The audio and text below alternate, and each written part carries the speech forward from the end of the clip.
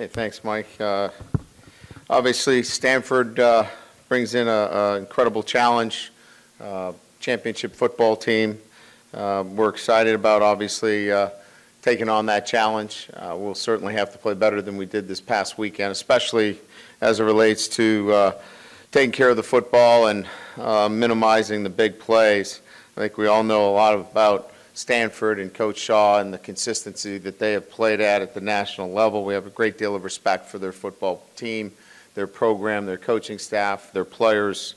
It's a veteran football team.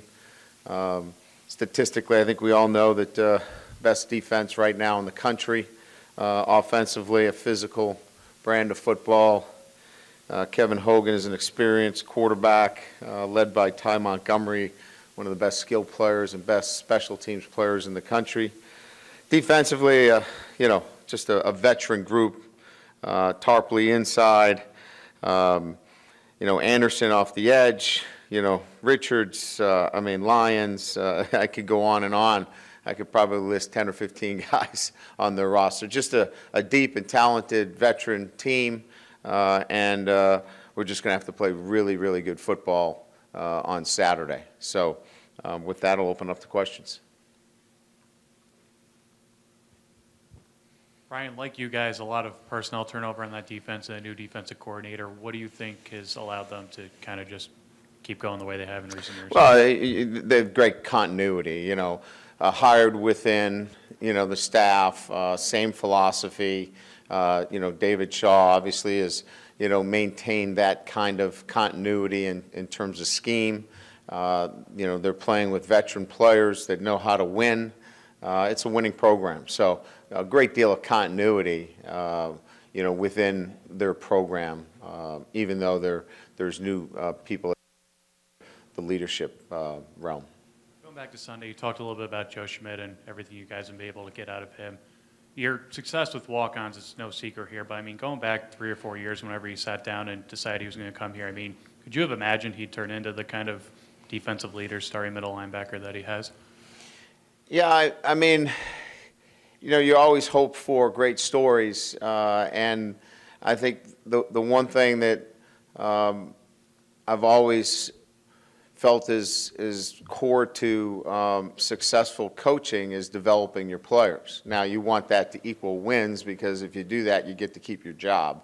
But the core of what we do as coaches and teachers is to develop your players. So we felt like with player development that Joe had a chance to be successful here at Notre Dame, or we would not have inviting him into the program as a walk-on. And a lot of that has to do with Joe as well. He's put in his time. He's developed physically and mentally, and we've done a really good job of bringing him along. So I think both parties working together have gotten him to this point. Were you surprised a guy like that from that program didn't have bigger offers? I know he had a handful here and there, but nothing from major programs really. Yeah, I think there's a handful of those guys every year. I know when I recruited J.J. Watt at Central Michigan, why didn't he have more offers? Everywhere that I've been, I've recruited somebody along the way that, has turned out to be a great player, and he didn't have a lot of offers. So I think he's another case where there's always going to be a couple of those guys every year. Thanks. Coach, on your left. Will you do anything different this week in terms of reinforcing the importance of protecting the football? Well, I think there's some things specifically. One of the fumbles that we had on the Fire was out of direct snap. We'll spend a little bit more time out of direct snap because, as you know, we're a shotgun-based team. So I think we can spend a little bit more time taking direct snap, although we do in pre-practice take direct snaps every day. We'll take some more. I think, we can work after practice a little bit more on ball security with our quarterbacks and trying to rip the ball loose. So I think there are some tangible things that we can do to make sure that those errors are eradicated. And I think there's some things Everett's going to need to do relative to, progressions and discipline within his progression. So I think on both ends, some coaching things and some player discipline can eradicate all of those errors. As a whole, your receiver group is fairly young. Could you just kind of assess the way you think they've played through 4 games? I think, it's a group that's gaining confidence along the way. They're making some plays, and I think as you make plays, I've always felt that that's how you gain confidence. I think Chris Brown made some plays, and you could see that he gained some confidence during the game. Certainly, Will Fuller is gaining confidence each and every week. So I just think it's a matter of those guys continuing to make plays. I thought that they blocked well on the perimeter, which is another important part of the development of our wide receiving core. So, we're 4 games into it, a third of the way, and I think they've made pretty good progress. There's a ways to go, but pretty good progress in the first third. The last time Stanford came here, it was kind of an iconic game, very exciting ending. I'm just curious if you could kind of give your recollections of that game, in particular how it ended, and could you put in perspective now what that win might have meant to your program? Well, what I remember about it is playing 2 quarterbacks. Everett was hurt in the game, and we had to go to Tommy. Tommy made a couple of big plays. I remember a great defensive goal line stand. I remember as we were trying to go in to score, the rain came, and I figured that meant we were going to win. So, again, I don't know that there's anything really that we can take from that game other than it was another step for us during a long season of close victories. I don't know what the significance was in the program other than, we beat a good Stanford team. But, we beat a good Oklahoma team that year too. So, again, I think it was just a good, solid football game. And I think we continue to work on getting better. And both teams have, obviously shown that they're pretty good teams. Brian, over here. Curious what Everett's practices, what his reactions have been like in the couple days since that game, how he's kind of processed that. Well, we'll practice today, but we had meetings yesterday, and one of the things that we do is we announce special teams player of the week, and we have our own awards that we give out, and one of them is we announce whether there are any national awards, and Everett was I think the FBS Independent Offensive Player of the Week, and I announce them just because those are things that those kids should hear, and he wasn't too fired up about that. So I think he feels like, from his perspective that maybe he didn't deserve it. I don't know. I don't want to put words in his mouth, but you could tell he sits right there in front of me. His body language would suggest that that award should have went to somebody else. So my guess is, and we'll go to practice today, so I could probably answer your question a little bit better. Body language, film study, all suggested that he's eager to go out and improve as a quarterback. Ben Counsel's a guy that we've been bugging you about for a while, and you seem to suggest that maybe this is the kind of game that would fit his skill set. Do you feel like that's still in alignment with what you said earlier, and is he healthy and unrusty and ready to go for this game, you think? Yeah, I mean, I think he's definitely somebody that we count on, and Coach Van Gorder has clearly going to employ some different defensive schemes this week, and Ben will be part of the rotation there. We'll see how it plays out, but no, Ben's healthy. He's again, I think he only got 1 rep on Saturday, but he's somebody that is definitely in the rotation for us. You've mentioned a couple of these guys, but just doubling back, Amir, Collinsworth, and Jarrett Grace, what do their statuses look like this week? Amir will practice today. Austin is so much further along. I would expect that he could help us this weekend. And Jarrett Grace, it's a day-to-day situation for him, and I don't think there's really I don't think our trainers could tell you when that day is that he breaks through, but he's made progress every day. With the offensive line, you talked a little bit Sunday about, kind of investing in this new alignment and so forth. And, it's a group that comes early, stays late. You got talent, you got depth there.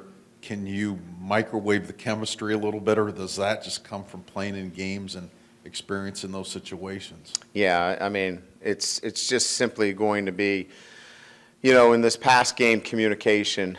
It was probably the one thing that we'll have to do a better job of communicating with each other, and just being comfortable with some new roles. So I thought there were some good things that occurred out there. We saw, look, we're not going to establish, after one game, hey, we've got a left side. That's going to take time. It's really work in progress, but there were signs there that we saw that we really liked. I mean, given the defense that we saw on Saturday, there was a lot going on. We sorted out a lot of things. That was not the kind of first game you'd want for five guys coming together for the first time, but they sorted a lot of things out and did some pretty good things. As you move into this week where we're finally going to have hearings for the suspended players, is it your understanding that all the hearings will take place and then you'll find out what's happened? Will it be piecemeal? You'll find each one out as they happen? Do you have any feeling? Somebody, who asked me? I think my wife asked me. She did. I really don't know. I have no idea what the process is, other than what a couple of the players have informed me of relative to the hearing taking place this week. But I have no knowledge of when a decision will be levied, how that will take place, whether the player is informed through an email or a letter. I just don't have any of that information. And your team has done a very good job of not being distracted by this to this point. Do you feel like the potential of an announcement could kind of stir that all up again?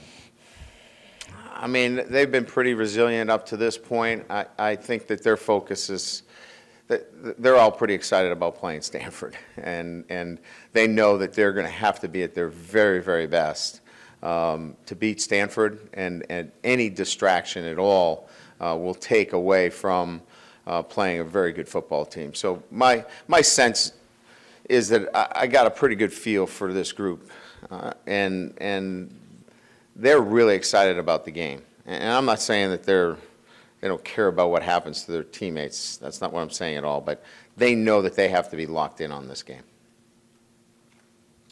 Coach, defensively, Stanford's been known as a strong run defense for the last few years. Now they're the #1 pass defense in the country. What's kind of been what you've seen from them that has allowed them to be so successful against the pass this year? Well, they have two outstanding corners. It starts at the cornerback position. I really have three. And so we'll play a lot of man coverage, do a very good job mixing things up with their scheme, play some zone, play some man, good pass rush obviously helps, when you're talking about, limiting your opponent in the passing game. So, fairly comprehensive in that, I think you start on the perimeter with the cornerback play. Their nickel can match up. I think we've all learned that as well, is that if you get really good nickel play as well, that's going to enhance your coverage ability. So just a really good defense across the board. And I think it starts with the corners. They seem to be up front a little smaller, a little more athletic this year, and a little bit more aggressive. Is that more of a scheme change or more of just an adjustment to the personnel that happen to be there at this time? Well, Anderson's 287, Lures is 274. I didn't see him small. Compared to what they were last year. Well, I think, Murphy was, a high draft pick. I mean, maybe they've lost an NFL player or two, but these are still really fine college football players. And so I haven't seen much of a dip in size. 34 is probably one of the more athletic players that we've seen. And I say 34 because I can't pronounce Peter's last name very well. I keep butchering it in the staff meeting, so I'll stay away from him. We recruited him along with, he's good friends with Doug Randolph. But he's really athletic and causes some problems in pass rush. He's a little bit different from the prototypical big, physical, Stanford rush player, but he causes all kinds of problems. Other than that, they look the part. They look like a Stanford defense. Then on the other side, they seem to be kind of going through what you guys have been going through this year with trying to establish their running game. It's not quite what it's been from a statistical standpoint. Talented players, but 4 new starters. Do you kind of see them going through the same things that you guys have so far, trying to get those guys on the same page? Yeah, I really, I think, both of us, are trying to, find that consistency on both sides of the ball. They've had some turnovers. We've been pretty good in the red zone. They haven't probably felt like they've been as effective in the red zone as they would like. And I know, David feels like they're ready to play that kind of offense, but they're very similar to what they've done. They're in profile from what they have shown in the past. Cajuste is a great sized kid, and Montgomery is a dynamic player. So they've, Pete at the offensive line is one of the best one in the country. So, they've got the physical offensive line. They've got an experienced quarterback. They've got a matchup, problem guy with Devin, and then great skill with Ty. So they've got all the pieces there. It's just a matter of time. We just hope it's not this Saturday. Brian, you talked some about the team being young and inexperienced, and some people are questioning, whether Notre Dame is a top 10 team. Do you feel a third of the way through, quarterly through the season, that you have a top 10 team? I really don't know. I mean, I don't spend much time, quite honestly, thinking about those things. And I mean, I have to rank us based upon preseason rankings, and then, if we win, I keep us, ranked. But I don't really think about it, hey, we got a top 10 team. I really think more about, developing our football team, our entire team. And that's really what takes up my time. I'd like to give you a better answer, but I just don't spend much time thinking about it in those terms. Some of the teams you've played already haven't been as strong as expected in the season. Michigan struggles some and all that. Stanford is probably the best test you've seen so far. Will you have a better idea after this game, do you think, where exactly your team is? Yeah, I think every week, we're presented with that, and we go in there with a great amount of respect for Stanford. But, maybe in 3 weeks we'll find out that, Stanford wasn't the kind of team, or, Notre Dame wasn't. So, again, we just don't spend much time thinking in those terms. And I get where you're coming from your perspective, but we really focus on how we need to get better. We turned the ball over. We gave up some big plays on the perimeter. We focus a lot more on that stuff than the bigger picture issues that I know you have to focus on. So I think for us, we are so single-minded in our focus about developing our players because of what you said originally. We're not an experienced group, and if we sway too far from working on getting out of our breaks and taking a direct snap, because we may fumble it, you know what I mean? We're going to be in trouble. And so that's where I really have to stay as a taskmaster when it comes to those details. One of the question marks heading into the season was the defensive line. How do you think it's performed so far, and specifically, how do you think Sheldon Day has done? Well, Sheldon Day has been outstanding. I think there's probably one part in the game that you can really point to where he separates himself from everybody, and that's late in the game. I mean, you arguably say the game is probably over, and he is I mean, he's the pass rusher. I mean, he is by himself getting after the quarterback. So I thought that singularly was a moment where he separated himself from everybody in terms of his effort, intensity. Late in the fourth quarter, we're up a couple of scores, and he's out there just playing at 110%. That's the mark of a potentially great player. I'm sure you saw that Brady Hoke came under some criticism about leaving the quarterback in after he got hit. I did. I was wondering, you know, do you have somebody, you know, if you don't, maybe you don't see a hit like that, do you depend on, is someone on your team assigned upstairs or on the field to try to watch for such things to make, you know, so if you don't see it, hopefully they'll tip you off and say, hey, so-and-so look like you got hit, or how do you try to safeguard against something like that happening? Yeah, we have a protocol within our athletic training program that oversees all the players on the field. We have a spotter within our athletic training program. Rob Hunt has spotters that are watching the players on the field. So there's somebody that is responsible for spotting any injuries that are on the field. That's their job.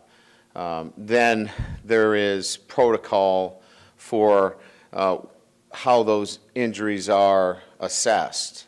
And of course, we have a protocol for, you know, whether there's head injuries or, you know, any other kinds of injuries, and then they have to go through a battery of tests. So I feel very comfortable with our procedures. I'm sure we'll, like everybody else in the country, review ours again. But I feel very comfortable that there's really good communication, and that we're, you know, clearly looking out for all of our student athletes, you know, in this game.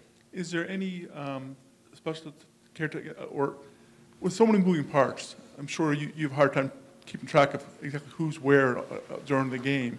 If somebody has a concussion or possibly has a concussion, how do you safeguard against that person going in without your knowledge? I mean, once you know, some maybe shaken up, you're not sure exactly what the condition is.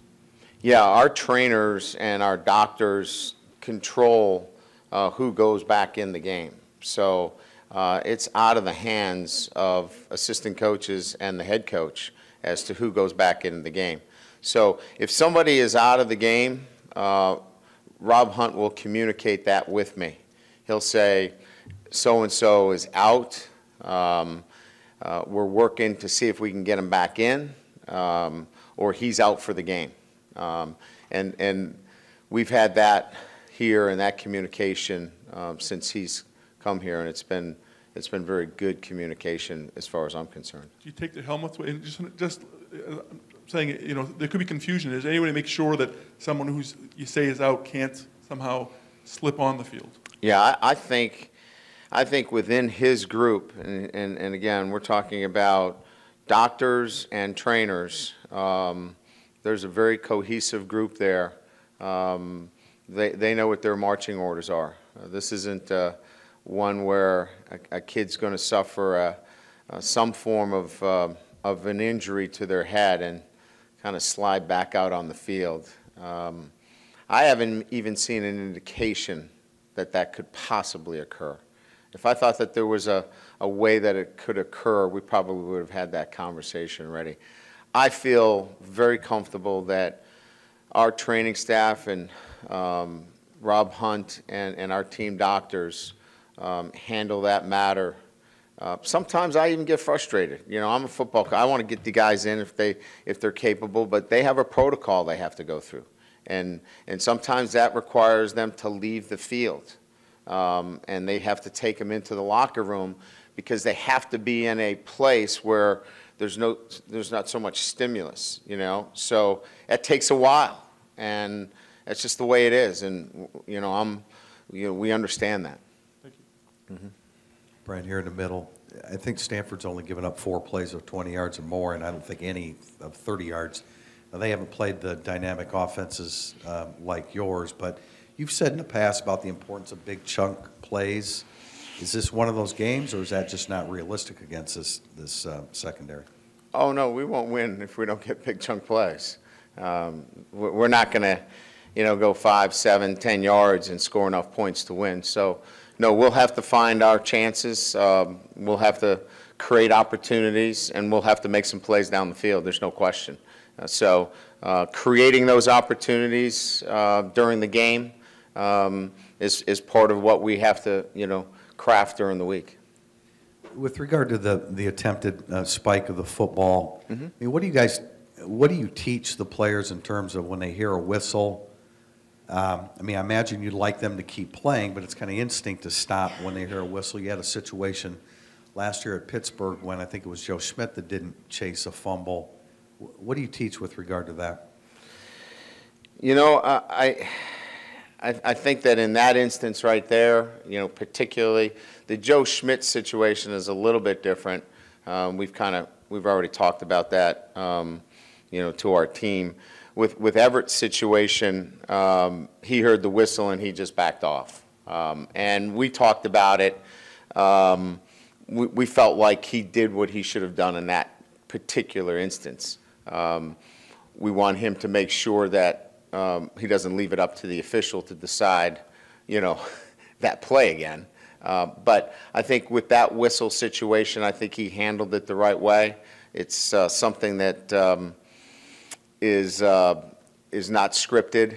I don't think he didn't do the right thing. If he doesn't hear the whistle, he's got to go get the ball. And so what we talked about, if you don't hear a whistle, you got to get on that football. But he heard the whistle and he backed off.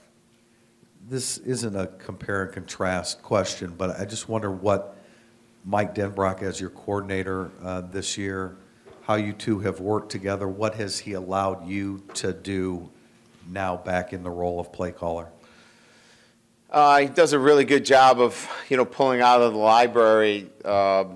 We really took a great amount of time of really setting the things in motion that I wanted to achieve offensively. And if you walked into our offensive staff room, you would see volumes of information on the walls, and most of that is philosophy in terms of here are the things that we want to do. Mike is really good about, pulling the things that he knows that I like to accomplish, in our offensive game plan. So I think that that's what we've accomplished, where he can start to pull things off that wall, and I don't have to be in that room. And then he can start presenting, hey, what do you think about this? And by and large, we're on the same page as it comes to putting together the game plan. Was there a moment during the game with Everett making some of the mistakes that he did that you gave consideration to putting Malik Zaire in? No. Okay. Not at all. And then last thing for me, at home, you started out 6-5. Now you've won, I think, 15 of the last 16. Just a better football team, a greater comfort zone at home, the ability to practice in your stadium. Well, I guess you couldn't do that till now. But to what would you attribute the 15-1 mark in the last 16 games? Probably a little bit of all of those things. I think we, part of it was probably me too, and getting comfortable with, all that goes on during the week. At Notre Dame, there's a lot that goes on, and probably just setting what I feel like is a really good schedule for our guys that doesn't overload them, and then really getting them to feel comfortable and relaxed at home. I felt like early in my time here, we're a little uptight, and maybe trying to do too much. I think we've relaxed, and we play a lot more comfortable, and really look at it as a home field advantage. Thank you. Brian, down the middle here. In terms of, you mentioned after the Michigan game, the 34 mental mistakes. And has that number gone down? Have you seen improvement? Obviously Purdue is kind of a different situation with all the attrition there. But against Syracuse, has that number improved to the point where you're a little more comfortable with it? We've been within a few percentage points. We haven't seen a huge drop. And we've seen that our technique is getting better. Our assignments are are still in a position that needs to continue to get better. Technique better, that has moved up. We got to continue to get better in the assignment area. Specifically in terms of Max, how much is that falling on his plate? You know, I know we mentioned before the season about him, you know, kind of quarterbacking the secondary, but how much is that falling on his plate, and what sort of things does he need to improve on there? Well, Max had a pretty good game relative to assignment. There were some other players that you know, dipped a little bit there. You know, Max is learning the game more so than a particular scheme. And so every game for him out there, again, as you know, he didn't play the second half of the Purdue game. So, you know, every game out there, he's getting more comfortable and seeing things. So it's not that he blows an assignment, you know, because he doesn't follow it. It's because the game, he's still learning the game, and he's getting better at it every single day. Is it sort of an issue with him, like having a bad plan is better than having no plan at all, almost, and just being demonstrative with the calls? No. Again, I want to let's be clear about Max Redfield. Max Redfield is an outstanding athlete, and he knows everything in our playbook. But when the game starts and your vision requires you to vision something, the game is fast right now in some instances. And when the game slows down a little bit for him, he is a really smart kid. He understands our defensive systems. He understands the calls. He is the young and inexperienced that I'm talking about. But there's nobody that's working as hard as him. I mean, he's in here every day learning, and it's just going to take a little time for him. And we're fine because he's working hard at it. And just kind of last one for me, going back to the game 2 years ago, I know you mentioned there aren't a ton of takeaways you can take, you know, into this year, but in terms of winning those close games, just having that mentality to be able to pull out a 3-point win, a 7-point win, how important was that to develop it 2 years ago to the point where, you know, you could go into Oklahoma and have a tied game in the fourth quarter and then win by 17 points? Yeah, well, that was clearly part of that team. You know, in 2012, they felt like they could win any game they played. And, you know, Pittsburgh in overtime. They just that was that group. You know, each year is a different group. So we haven't been in that situation yet here. You know, so it's hard to tell. This is a different group, and I'm not saying that they couldn't be that same group. They just haven't been challenged in that respect. So, but you knew in 2012 that was the leadership in that group. They refused to believe that they could lose a game. Coach up here. Like your team, Stanford has 3 guys that are carrying the ball for them offensively. My first question is, are they different style of runners? And my second question is, their leading rusher in a couple of categories is from Fort Wayne, Ramon Wright. What are you seeing from him? You know, well, Wright's an outstanding back, first of all. But, you know, they have some similar traits. They're all about 5'9", 5'10", 190 pounds, physical kids. They're hard runners. I mean, you know, all of them, you know, have a similar pedigree. They're looking for a similar back. They've got to catch it coming out of the backfield. They're very, very much involved in their protections. These are complete backs. They do all phases of the run. They're not specialists, if you will. So good inside, outside runners. That's why they're playing 3 of them, because all 3 of them have very similar skill sets. Brian, right here. You were complimentary of Pro Size Saturday night and then again on Sunday. Is his skill set hard to come by at the slot where he can do both? He doesn't have one strength in one direction and a weakness. He can do both reasonably well. Yeah, he's kind of an interesting player in that, you know, you would say that when you look at him, say, wow, that looks like a prototypical safety, right? And he started his career there, or maybe even a running back. But he has a really interesting skill set in that he's got a burst, he can catch the football, and he's a really good blocker, you know, on the perimeter, which they're hard to find, and willing. You know, he's willing to do some of the dirty work at that position. So you're always looking for that kind of player that's willing to get in there and do some of the tough work that he's able to do. And you're not afraid to throw him the football because, you know, he can make those plays. Now, he's still got a ways to go in route running. He's got a ways to go in tracking the deep ball. But those are the things that he's got to improve on. But the short, intermediate throws, the blocking, you know, he's really been able to help our football team in that respect. And I guess with Amir, how, I guess, medically confident are you that he's going to be close to full go on Saturday with the MCL? Well, I think we're all very surprised where he is today.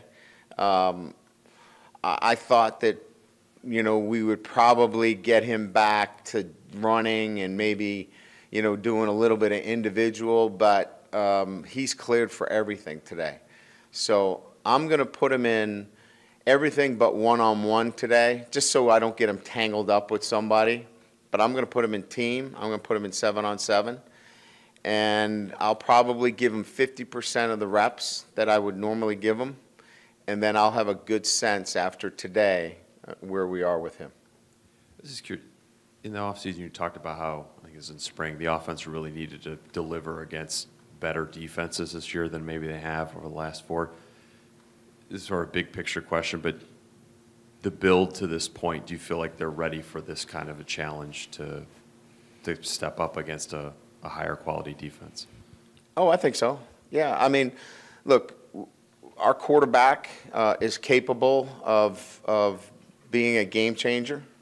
I think that we have backs that can impact the game. I think we have wide receivers. I think we have a extremely capable tight end, and our offensive line is emerging. So, in my opinion, there's no reason why we cannot go into this game feeling like, no, we got to play well. We can't turn the football over 5 times, but there is no reason why this offense can't go in against the #1 defense in the country and feel like it can put points on the board. Now, I don't think anybody's going in there thinking that, you know, we're going to short circuit the scoreboard, but, you know, we're going to play pretty good defense too. So I think it's a confidence group, but they know clearly that mistakes will not be I mean, there's no way you can overcome the mistakes that we've made. Just lastly, this was kind of a throwaway moment in the game on Saturday, but the personal foul against Romeo, what? Okay, I think you just answered my question. I guess what do you do after that when you see something on tape where it's like, I disagree with this call? How do you just register that complaint after the fact? Or, I mean, if you knew Romeo, Romeo didn't know what he did. I mean, there's no malice or intent with Romeo. We have to sometimes hit him with a wet towel once in a while to get him fired up. It's just one of those things where I think they're trying to protect the quarterback, and I think he saw it, that he was trying to drive him into the ground. And we said that would be the first time that Romeo had driven anybody into the ground. So he didn't see it that way. So it's just one of those things. Coach, as part of the honor code hearing process, the players are allowed to bring in members of the university community for support or to testify on their behalf. Have any of the 5 asked you to appear on their behalf this week? Yeah, I'd rather not get into the specifics. I think that's between me and the players. Okay. And, you know, a couple weeks ago when we were discussing this, you said if you got information that you would get one of them back, like the day before a game, you would suit them up and they'd be playing. Given how much time has passed, does that still hold? Or given that 5 weeks have gone by, do they need to practice at this point to get back on the field? No, I would still stand with that. How much they could play would be clearly based upon when there is a finality to it, right? If it's Friday night, that certainly is going to make it very difficult. If it's tonight, certainly that would increase the odds. But I think I would still stand behind that comment, provided that there is at least some time to learn the game plan. I think today would be about learning the game plan more than anything else. I believe all the guys have tried to stay in a sense, a physical conditioning level. Certainly they wouldn't be able to play 40, 50 plays, but I think it would be more about picking up the game plan now. Let's see if we have any questions from the callers. We have one question from Bud Withers from Seattle Times. Brian, given Notre Dame's commitment going forward with the ACC, has there been any discussion back there about the future of the Stanford series? Yeah, it's one that we will try to protect it at all costs. And I know my athletic director, Jack Swarbrick, has communicated to me that he has worked closely with the Pac-12 to to make sure that through scheduling that we can keep this series alive. So I know that is one game in particular that we dearly want to keep on our schedule, and communication and dialogue has been taking place to make sure that occurs.